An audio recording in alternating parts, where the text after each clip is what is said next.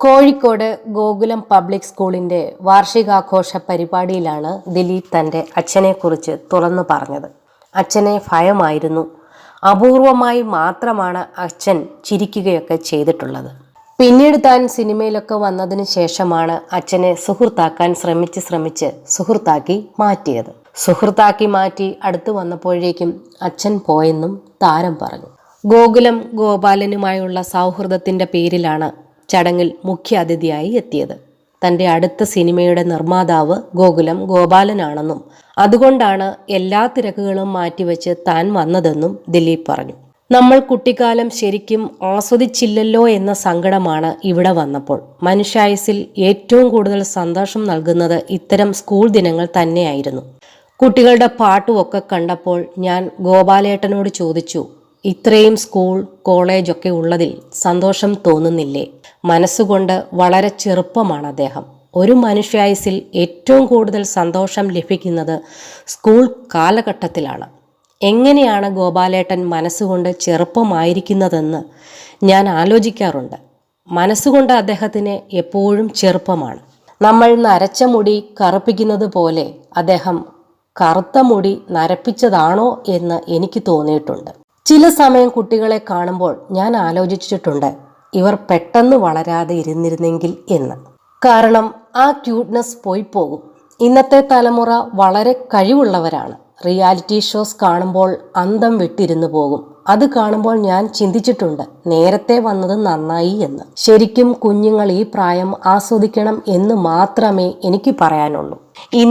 ഇന്ത്യയിൽ നിന്ന് ഏറ്റവും കൂടുതൽ കയറ്റി അയക്കപ്പെടുന്നത് നമ്മുടെ തലച്ചോറാണ്. അത്രയും കഴിവുള്ള ആളുകൾ ഇവിടെ നിന്ന് പോവുകയാണ്. അതിൽ മാത്രമാണ് സങ്കടം. പോകുന്ന ആളുകൾ ഇങ്ങോട്ട് വരുന്നില്ല. അതാണ് പുതിയ തലമുറയിൽ കാണുന്നത്. പണ്ടൊക്കെ പുറത്തുപോയി പഠിച്ചാലും നാടിനെ സേവിക്കാനായി അവർ തിരിച്ചു വരാറുണ്ടായിരുന്നു. നമ്മുടെ ഭാവി തലമുറയിലും അത്തരമൊരു ചിന്താഗതി ഉണ്ടാകണം.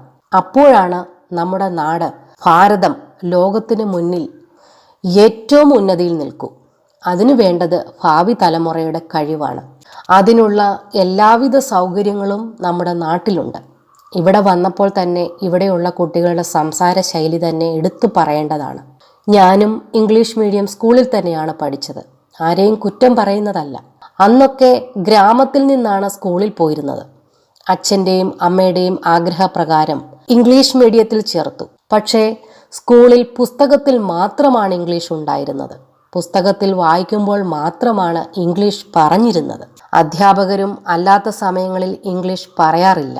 അങ്ങനെ ഇംഗ്ലീഷ് പുറത്തു സംസാരിക്കാനും നാണമായി മാറും. വീട്ടിൽ ചെന്നാൽ ഇംഗ്ലീഷ് പറയാൻ ആരുമില്ല. ഇനി നാട്ടിൽ ചെന്ന് പറഞ്ഞാൽ വലിയ സായിപ്പ് വന്നേക്കുന്നുവെന്ന് പറഞ്ഞ് കളിയാക്കും. അതുകൊണ്ട് ആ തലമുറ ഇംഗ്ലീഷ് പറയാൻ മടിച്ചു. പക്ഷേ ഇന്ന് അങ്ങനെയല്ല. അതിൽ വളരെ സന്തോഷമുണ്ട്. ഗോപാലേട്ടൻ എന്നോട് പറഞ്ഞ കാര്യങ്ങളുണ്ട്. കുട്ടികൾക്ക് വേണ്ടി സമയം ചിലവഴിക്കണം.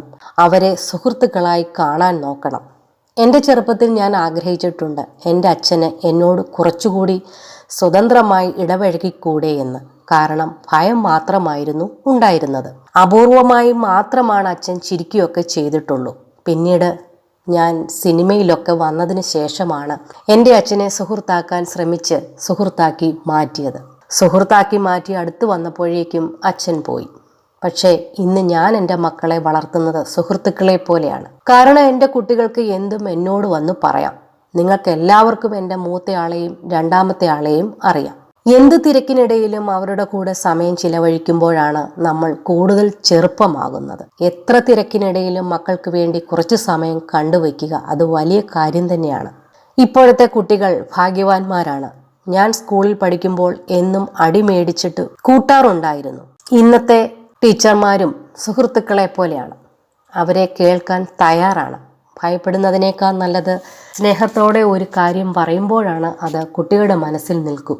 ഇന്ന് സ്കൂളിലും ഇവിടെയുള്ള അധ്യാപകർക്കും ഗോപാലേട്ടനും ഇവിടെ വന്നിരിക്കുന്ന നല്ലവരായ മാതാപിതാക്കൾക്കും എല്ലാ ഐശ്വര്യങ്ങളും നേരുന്നു. അതുപോലെ എന്ത് പ്രശ്നങ്ങൾ വന്നാലും എൻ്റെ സിനിമകൾ വരുമ്പോൾ കുട്ടികളെ കാണിക്കാൻ ശ്രമിക്കണം. കുറച്ച് സിനിമകൾ വരുന്നുണ്ട്.